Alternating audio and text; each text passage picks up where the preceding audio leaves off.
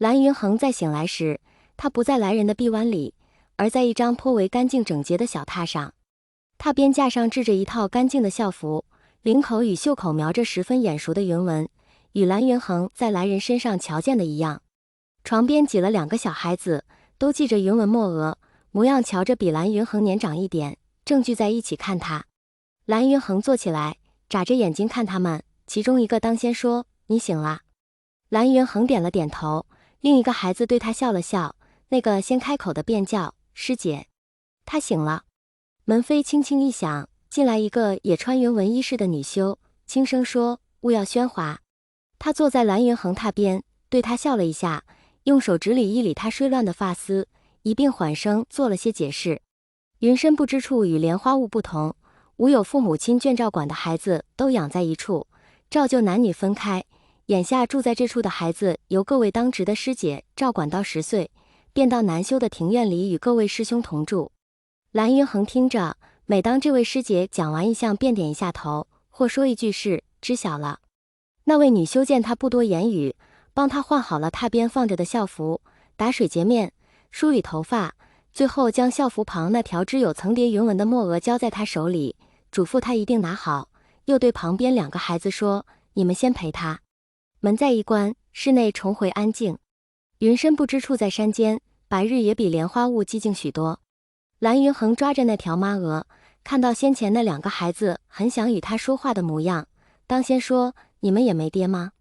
他比他们年纪都小，声音也细些，一句话问出来，倒叫人不知道怎么去接。另外2个孩子不觉有扰，却很新奇他这种问法，互相看了一眼。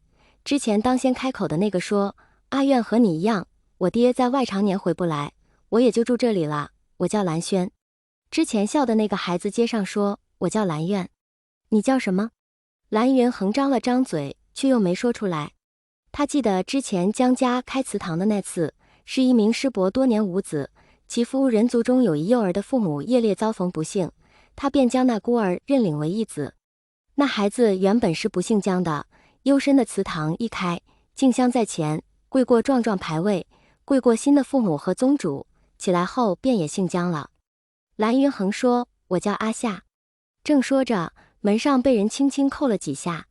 蓝云恒转瞬又见一个颇高的身形迈入门里，另外2个孩子向外望了望，纷纷站到旁边，恭敬行礼道：“泽无君。”这人与接蓝云恒来此处的那人生的极像，只是衣饰更郑重，面上有很暖的笑意，眼睛的颜色也更深些。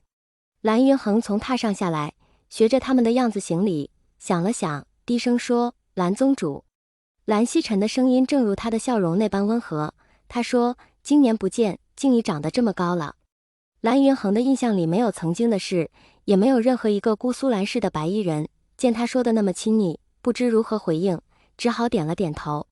蓝曦臣很自然地指了屋中一张供孩子们梳洗更衣的案几，对蓝云恒说：“坐。”蓝云恒便跪坐案前，蓝曦臣接过他攥在手里的墨额，提举展袖，坐在他身后，将墨额慢慢地系在蓝云恒额间。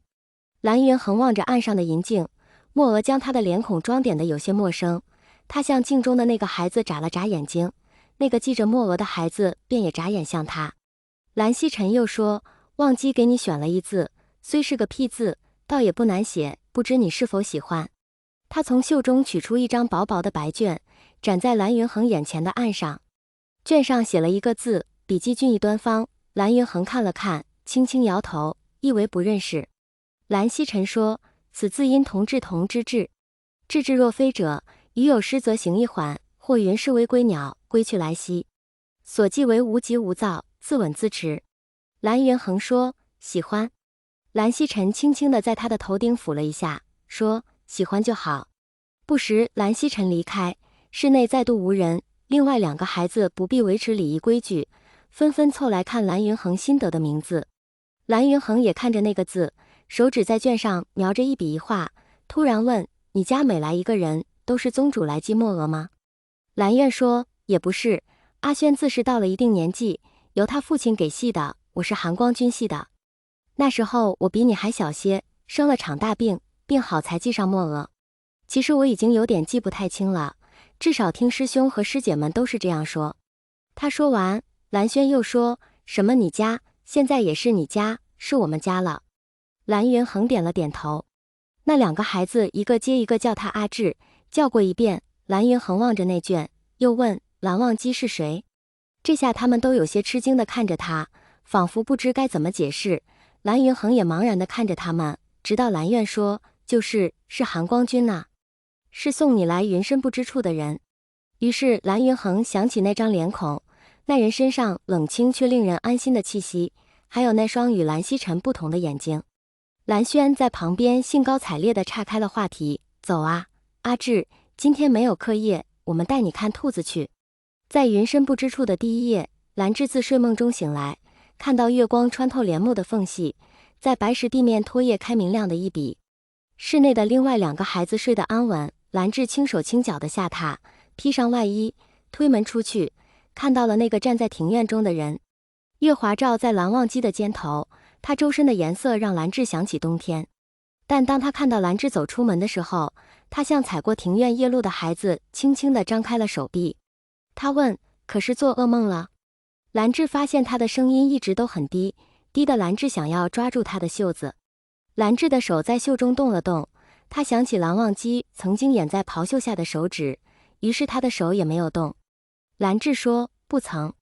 蓝忘机又问，白日去看了兔子？蓝志点了点头。蓝忘机问，如何？蓝志想了想，说，好软。蓝忘机问，可喜欢？蓝志点了点头，道，喜欢。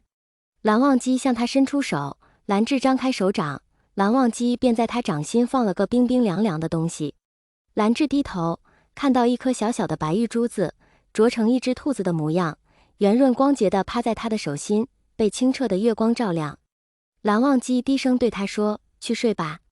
蓝志如同一滴水，融进了云深不知处的亭台楼阁。莲花坞里5岁的孩子还在放风筝、打山鸡，一任撒野乱跑，在前厨偷鸡腿啃莲子，又到后厨撒盐偷糖。此般年岁的蓝氏子弟已经开始习字、习家规、习身法、习乐理。日子被卯时的钟声、晌午的云板、师兄们呼唤进课的声音与师姐们烛光下的叮嘱串联起来，悉数按部就班。蓝志有时还会在夜里醒来，他走到院子里，并不抱有强烈的期待，但蓝忘机多半时间会在，有时是久别重归，他便会在蓝志的掌心放一点他带回来的小物件。蓝轩睡得沉，蓝苑醒的次数不如蓝志多，但每次蓝苑也醒来的时候，蓝忘机放进他们手心的琥珀坠子、蜀锦荷包、桂花糖和芝麻酥便都是两样。